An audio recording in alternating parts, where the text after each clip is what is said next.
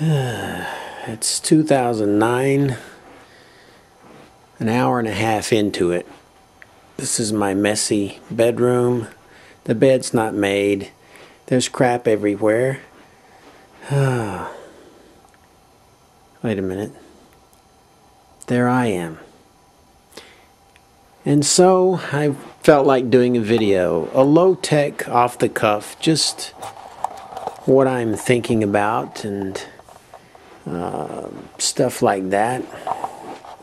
So let's see if I can put my camera in a spot and maybe say a few things. Let's stick some money in here to give it some things like that. I'll step back. No, that's not good. We need more light, don't we? What if I... Now I'm back and I'm too close to the camera, but that's okay. Here's what I'm going to talk about. It's going to be real quick. The lack of free will in the Christian worldview.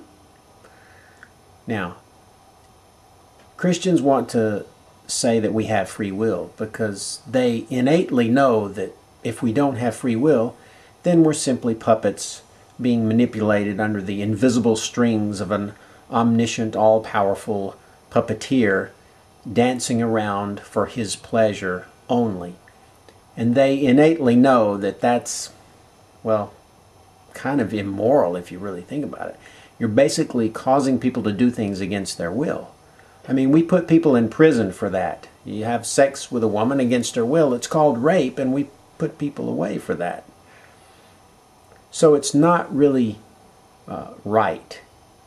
It's not proper. It's not moral to make someone do something against their will. And that's exactly what I'm claiming Christianity does. And there's basically, I see two doctrines. There may be more, but I see two doctrines that take away our free will.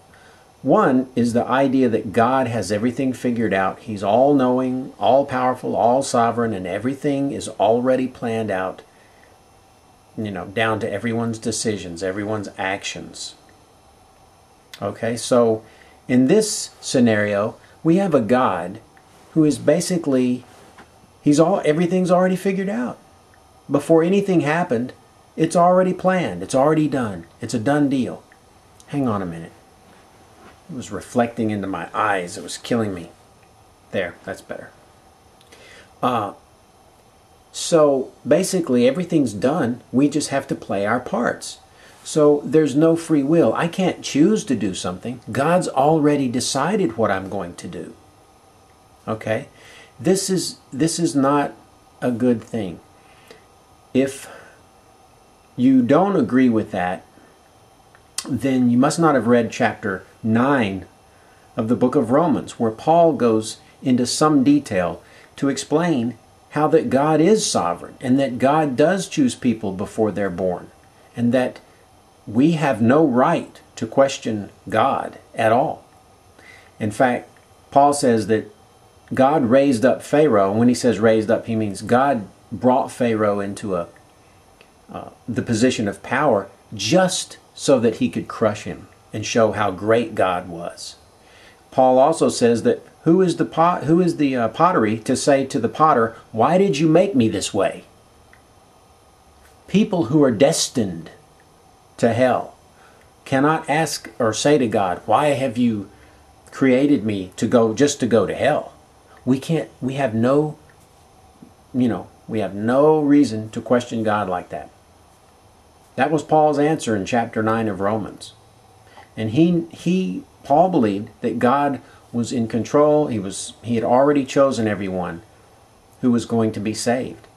Paul says in chapter 9 of Romans, before Jacob or Esau were born, God loved Jacob, but hated Esau. This is the kind of God Christians worship.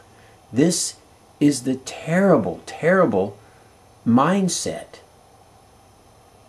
that the Christian either has to accept or reject. If you accept it, what a horrible life you must live. If you reject it, good for you, but then you're writing your own religion. You're throwing away the entire chapter 9 of Romans and a lot of other pieces of the Bible to basically create a more civilized religion. Now, assume that you don't go along with the all-sovereign God who actually pulls strings and makes people do things, and we have no free will. Okay, good for you. I don't think that's a good way to go anyway. You're still stuck. There's still no free will in Christianity.